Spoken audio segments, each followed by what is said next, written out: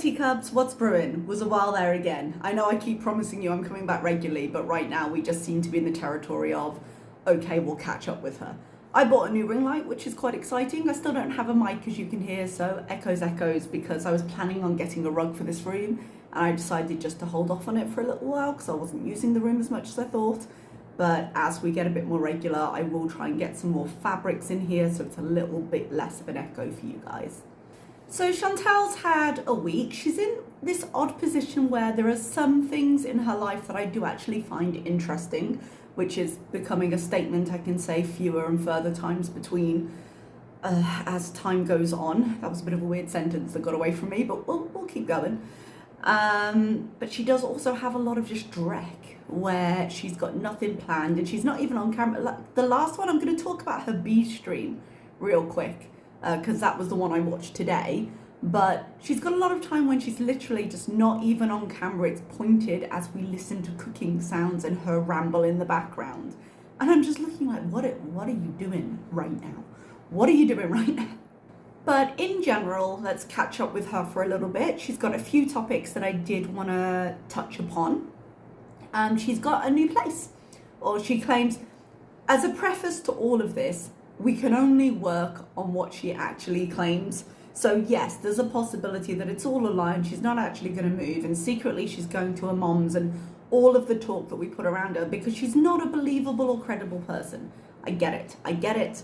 But I do believe in this case she's leaving because she's fundamentally lazy. She's not going to be packing all her shit unless she absolutely has to. And she has been very precise with dates, whereas usually she'd be fairly vague. So she said November 1st is the day she's meant to be going. I don't understand her packing though. And maybe this is just me having less stuff to an extent. I have stuff, but then whenever I move into a suitcase. So I know that the stuff I'm taking with me is only really going to be my essentials, so I don't tend to pack until a few days before. In the case of when I moved from Saudi to here, you saw that I had a suitcase partially packed for a little while. It's because I had a few items that were intended for, I want to say the winter, but it's not winter like you'd think of it, but they were things I don't wear very frequently that I was putting in to take with me. So that's normal for me. You pack the things you don't use as much, and then your personal things or the things you're using a lot, you pack last minute because you're going to be using them. And she doesn't seem to have that logic so far. So her room is more trash than usual because she's basically emptying all of her closet is open, and that's always been full of trash and boxes because apparently taking them from the upstairs to the downstairs is just impossible. She says, oh, I'm doing laundry. And I'm like, well, why? You're not going to be packing up a lot of your clothes. I think she's going to end up throwing a lot of clothes, to be honest. But a lot of those questions, like logically, I don't understand why she's doing it. I get and I agree with the idea of having a pile to throw, a pile to maybe, a pile to keep, you know? Or throw, donate, pack, we'll think about this later sort of thing. But the problem is her house is in such a state that the moment you start making piles, it just adds to the general hoard, and there's no real way to tell. So she says she's cleaning right now. That's probably a better idea. Just clean out the stuff you know for sure is trash and then see what you're left with and try and sort that, because she's just got too much of it right now. But she either needs, I think, more realistically, just to hire someone to do it. She shouldn't need it, but it might be the best choice for her. Because again, if there's a solution that she can just throw a bit of money at, it's probably the best solution for her. But could you imagine those poor movers? Well, not even movers, packers. Because there are services like that. You just come in, you pay them, they bring the boxes, they pack it up for you. I think she's probably a little bit too embarrassed to let anybody in, because anywhere you open is going to be shoved full of stuff that she's been trying to hide before now. It's going to be pizza boxes in the wardrobe all over again. So I understand why she's not, but it seems the best choice. But speaking about kind of her move, there are details. She hasn't given us huge amounts of details, but she wants to talk about it. So she's in this spot where she doesn't want to tell us yet, but because she wants to talk about it, she's giving us more than she intends.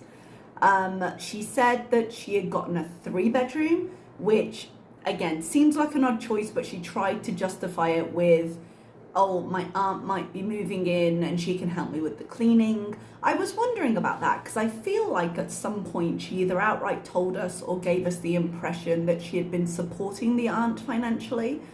And so I don't know if this is her saying, oh, wouldn't this be great for me? Or if this is the aunt needing it and this being the best solution because Chantal was moving anyway, in which case Chantal would be covering all of the bills. Because if she had to support the aunt before, chances are that the aunt can't contribute as much. I don't know what's going on there. It's kind of a vague family situation. So I don't know if she's getting the 3rd bedroom because the aunt needs somewhere. But the aunt's got a house in Jamaica.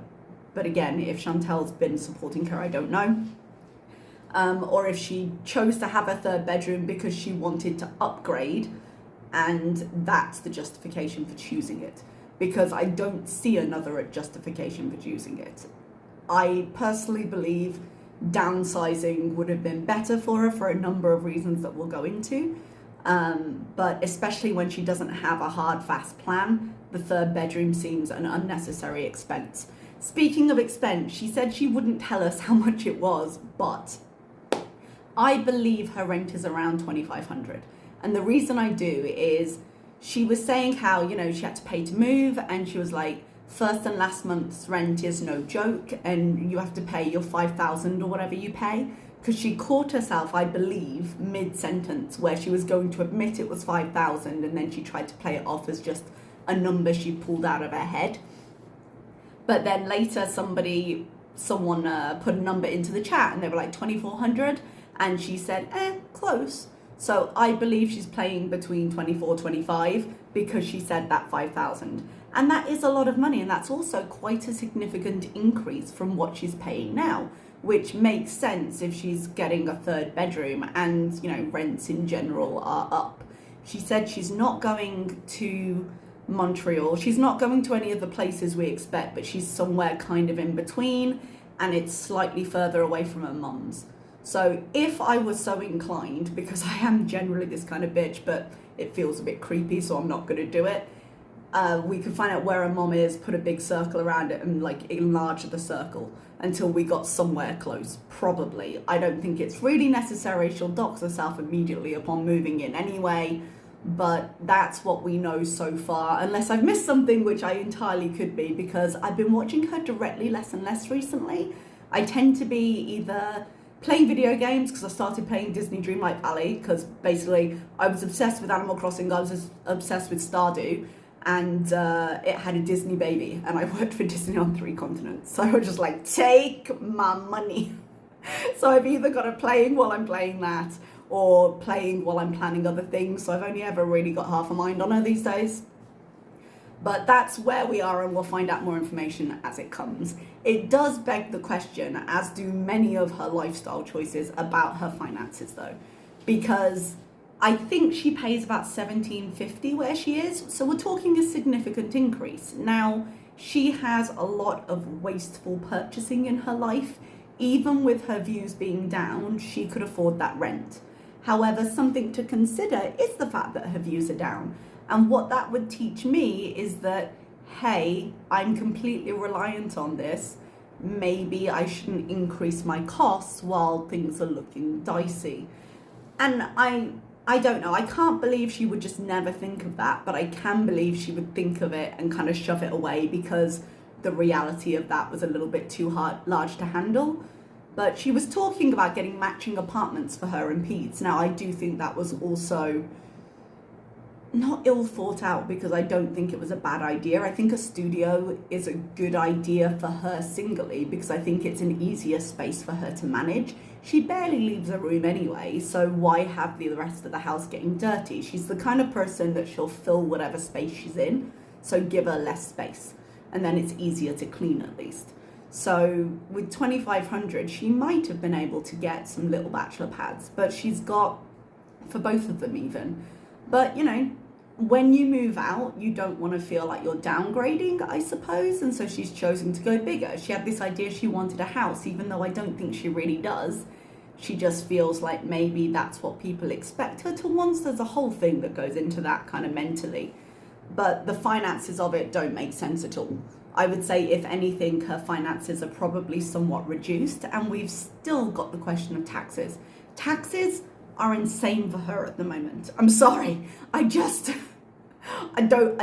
get how she is up to the third year and she's decided, no, I'm going to have a more expensive lease. It's going to be fine. So last time we looked really closely at the numbers for taxes and I did calculations. I think we got to her owing, was it 30 something thousand? I can't remember. I should have gone back to the old video. I'm sorry. I'll try and link it down below if you want to watch that video. But that was based on filing in her second year when she hadn't filed before. So being between a year and 2 late. She's now into the third year, I do believe. And I don't know what she's planning. Like, it gives me anxiety thinking about being in that situation. So her taxes are still not done. And remember, she did register the Visa show as a business at one point. So her tax situation changed and she registered that. So you would think at some point they're going to come and ask what the hell's going on. When that is, we don't know. But the two certain things are life are death and taxes. So I don't think she'll get away with it for a long time, but there's a lot of things going on about it. What I'm going to do, instead of going into all the small things again, I found a bankruptcy and insolvency company in Canada, and their site had some good information. I just did a quick Google search. So I'm going to insert some of the information just here about what happens if you don't file taxes in Canada.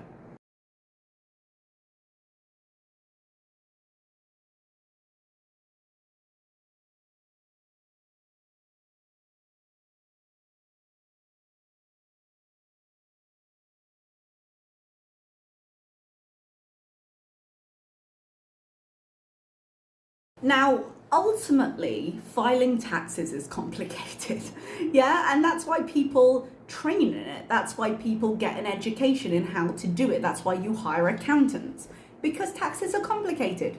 So she has an accountant. Why on earth she hasn't been using it? It's just laziness because she doesn't want to go through her receipts. 3 years on, she would have been better just to have 0 deductibles and pay than she would have delayed it because she hadn't calculated her costs and be where she is now.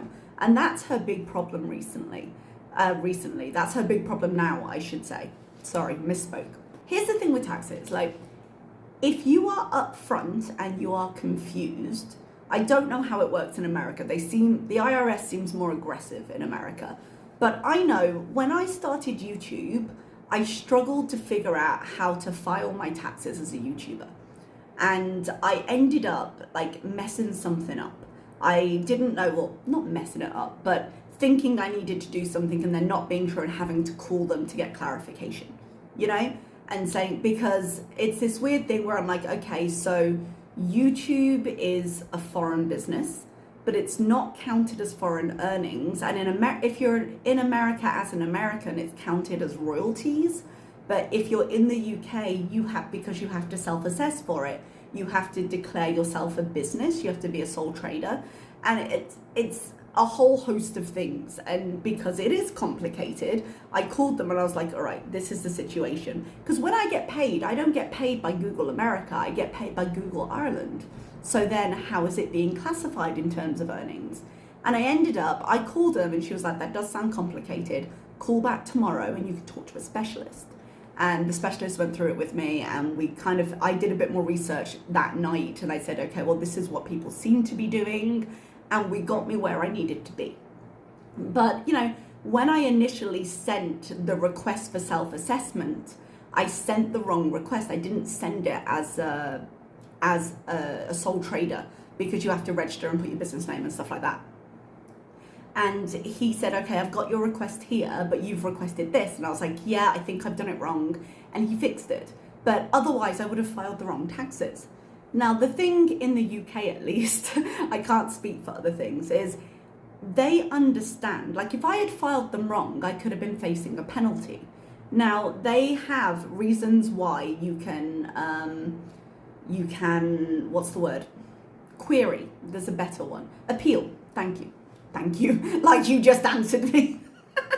Sorry, my brain's not going. You can appeal the decision. And one of the reasons is you misunderstanding what your requirements were. And in a situation like this, that can happen. But if you call them and you say, look, I'm a bit lost, this is my situation, they are more than happy to help you. The problem Foodie has is that she has gone years now and she has late payments in her past. So it seems like Canada has some kind of amnesty program where you can call and admit safely that you haven't paid, and instead of slapping you with 1,000 penalties, they will look at your case and they will help you so that you're paying in the future. Because ultimately what they want is for you to be paying money. Chasing you down is harder. Chasing you down means more cost for them, means going through the courts, means like collections and all of that. And they'd rather you just call and admit it and work it out. So from what I understand of the screenshots I've just shown you, if they have to contact you, they ain't helping you. But if you contact them, they'll do what they can. I don't know if this would apply for Foodie because she already has a history of late payment. She said before she didn't pay it once and then she paid it off the next year. So she couldn't claim ignorance on that. But the longer she leaves it, the more serious it gets. So instead of saying, yes, I'm going to contact my accountant, she needs to call the CRA or have the accountant call the CRA and be like, hey, I did a dumb, this is what I did, and figure it out. Because not doing it is just going to dig that hole deeper.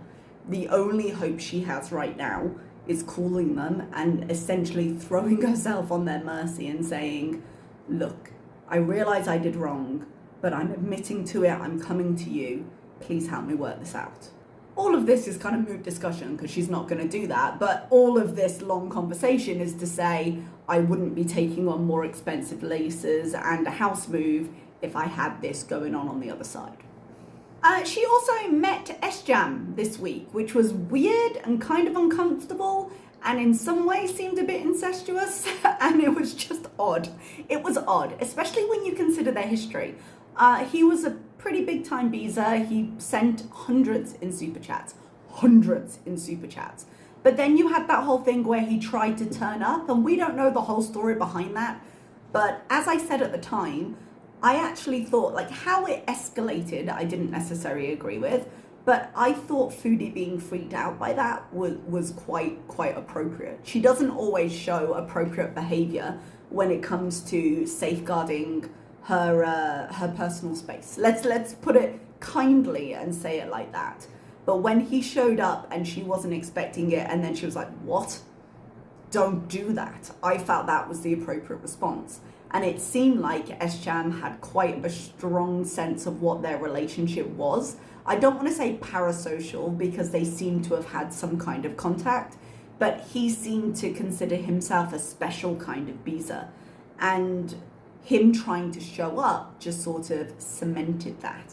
And his reaction afterwards, when he lost his shit about it and he was doing live streams about her, which he has found unforgivable in other people. And then she quite recently, didn't he drink drive on the way back from somewhere? And like, I don't watch him, but I've heard things around it. And she criticized him for that. So then suddenly to have them meet up seemed really, really odd. I think mentally from Chantal's point of view, sometimes she needs reassurance that her beezers do really love her and it's not all falling through her fingers. And it's very useful to have people like Sjam on call in that situation. But again, speaking of appropriate personal safety responses, she's not weighing that up with the potential for it to go wrong. Because Sjam clearly believes they already have a relationship that's a little bit more special than the usual beezer and her.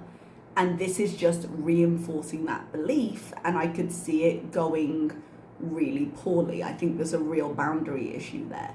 And I personally would not have met him. I'm surprised he was so happy to do so with everything in terms of the water under the bridge. But I think what he wanted out of it, he got. He wanted to be on camera with Foodie Beauty because look, actually we're friends. and he got exactly what he wanted, but where does that lead? And that would concern me more than it seems to concern her. Feels bad like giving her credit for anything, but there we are. I suppose that's just the thing of being part of her audience long term. I do believe when it all went down with him showing up, she felt bad about it. She didn't intend for it to turn out the way it did. As much as I do believe that she paints that target on herself with how she doesn't safeguard her position and her information, she didn't want things to turn out the way they did with Sjam. If you could say she felt bad about anything in the last year, that would be one of the things I think got away from her that she didn't intend. So I understand maybe her being like, oh, I feel bad about that. He's here again. Let's try and redo this and fix it. Because she recognizes it as something that went wrong, even though bizarrely this is the one situation where I would have been like, nah, that was weird. I don't know. I'm not in either of their heads, but I think there's a lot going on there, and I felt like the whole meeting was a little strange. I'm going to talk very, very briefly about Jen's passing. It's always sad to see the worst happen, even when people have a large amount of their audience that don't like them. Foodie had a very up and down relationship with Jen. They were sort of on the outs when she was active in the internet last. And I think with Chantal having no credibility and a history of expressing herself poorly, would have done better to just not speak on it. But if she was gonna speak on it, I think, we had our ups and downs, we had been arguing, but I'm so sorry that happened to her. It was not the ending I wanted for her. Would have been the best way to handle it and move on. She seemed to want to, in the beginning when she was hearing it, after she realized it was true, to want to not badmouth her, but I would have cut all conversation off about it, to be completely honest. Not responding would have been an option. But that's all I'm really going to say on the matter. The fashion shoot. So, guys, even though the idea of a brand wanting her to represent their clothing isn't one that I necessarily would naturally pick, it's kind of nice to see her doing anything else. Anything that isn't what she's been doing for the past year.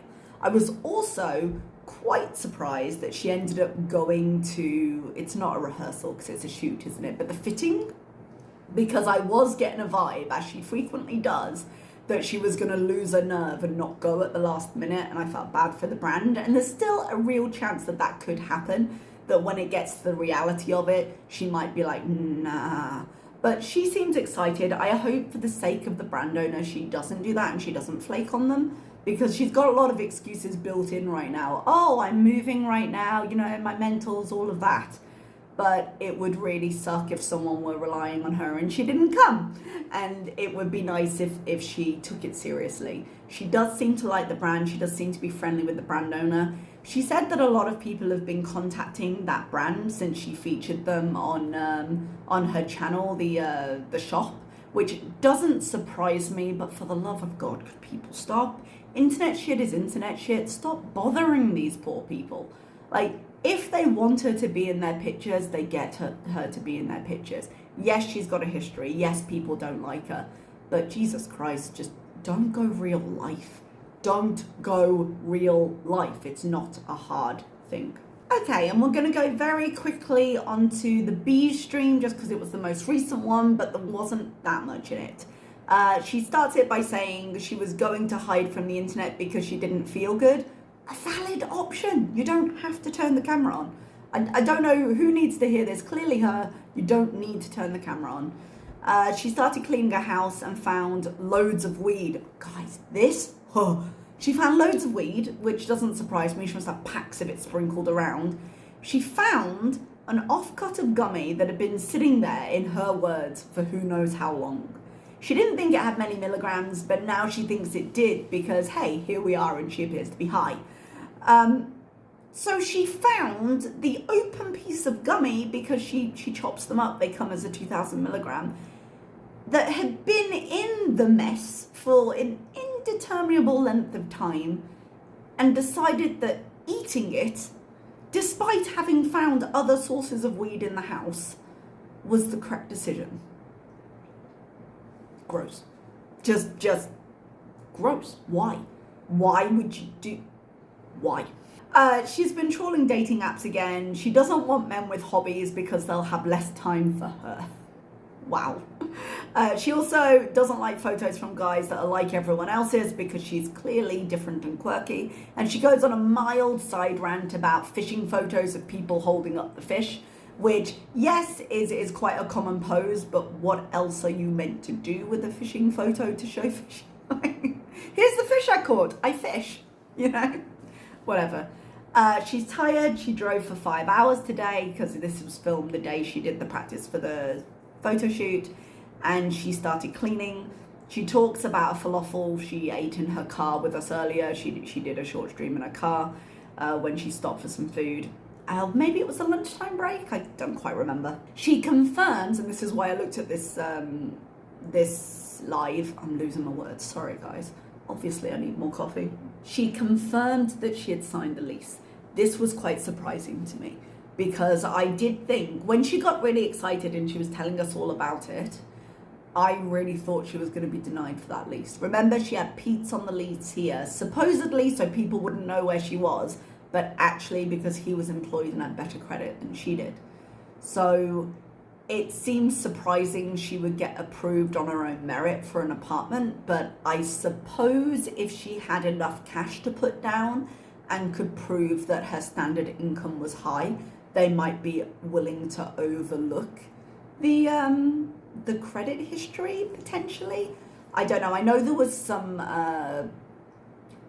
some talk earlier about her getting a credit card, and I couldn't figure out what the big deal was because I thought she already had some, but apparently I'm wrong, and she either has like a preloaded or a credit union, which is like a debit card, but it's different.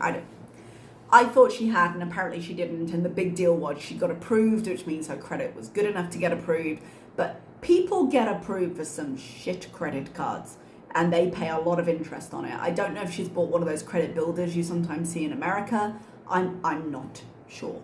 But from what we know of her credit, I'm surprised she would get approved anywhere. Actually, little point, if you're Canadian, maybe you can tell me how this works. How long do things stay on your credit report in Canada, if you know? Because this wasn't something I thought to research. In England, if you have any issues on your credit report, they stay on for 6 years and then they drop off. We're looking at what, 2 years in the villa now, and then she was with BB. So it might be that some of the things, like I know bankruptcies tend to stay on, I think, but it might be that some of the things that were harming her credit have dropped off a report in the time. That might be a thing. I don't know. If anyone does know about that, I'd love to hear about it down below. She says, last comment or whatever, I don't even think about him anymore, and talks about Nada briefly. Thank God it was briefly. She goes to watch a cooking video on how to prepare the dinner she wants, some kind of chicken bake thing, and she talks more about all the guys that want her, essentially. She mutes the camera for a little bit to talk to Pete, and then we have a long and rambly section where she's cooking, where it's just really pointed at the camera for most of it. You can hear her cooking in the background. She's saying anything she can think of to fill the space, but there's nothing really in it because she's got no chat to bounce off of because she can't look directly at her phone while she's cooking the chicken. She comes back to the camera and she's talking about food, and someone says 1,000 a week on delivery, and she goes, I know. What's the difference between that and groceries? Because things are expensive now. She really doesn't have a real idea of what things cost at all. Even though she pays for so many things, she said before that she doesn't look at her statement. She just knows that money comes out. She doesn't really understand where it goes. It's how she said she forgot about that loan she had that she's still paying, because I think she's just paying the interest and not the principal, all of that. Yeah. And she really just needs to sit down with like her last 3 months bank statements, even if she does it with the accountant, and be like, figure my life out, because until she does that, she's not going to know what she's doing with the money. She goes back to the Sjam thing. So when Sjam was there, he got high. She gave him a 300 milligram gummy because he said he took a 600 one. So I don't know if she thought, okay, it's safe to give him a 300 then. And then he was like, no, I took it 6 hours ago. So he was on 900 milligrams at that point because he thought it was cool, I guess. And but we're supposed to believe she had none before she drove home, which doesn't seem right to me. I don't know. I can't accuse her of anything because what do I know? But it doesn't seem like she would have him gummy beesing in the hotel room with her and she wouldn't do anything. So I don't know. I don't know if she did. I don't know if she didn't. Make up your own mind. She does say she hopes Sjam is okay, and if someone gets into some kind of trouble or accident and you gave them the thing that impaired them, you're kind of responsible. Which was an odd thing to say because somehow that realization doesn't change her actions or cause her to show any remorse. So I don't know if Sjam has checked in since. I know there was a guy in the chat that she thought was a fake Sjam. We have no idea. I guess we'll find out. Hopefully nobody was hurt, but concern for other people while under the influence doesn't ever really seem to be a big issue for Foodie. So that's pretty much where we are. I hope everyone's doing okay. I know I keep saying I will try and be back here more regularly. I'm so sorry. I'm trying to balance everything. We'll get there eventually. But thank you for your patience. If you got through to right now, God bless you. God bless you. And I hopefully will be back again with you soon. Thanks so much. Bye-bye.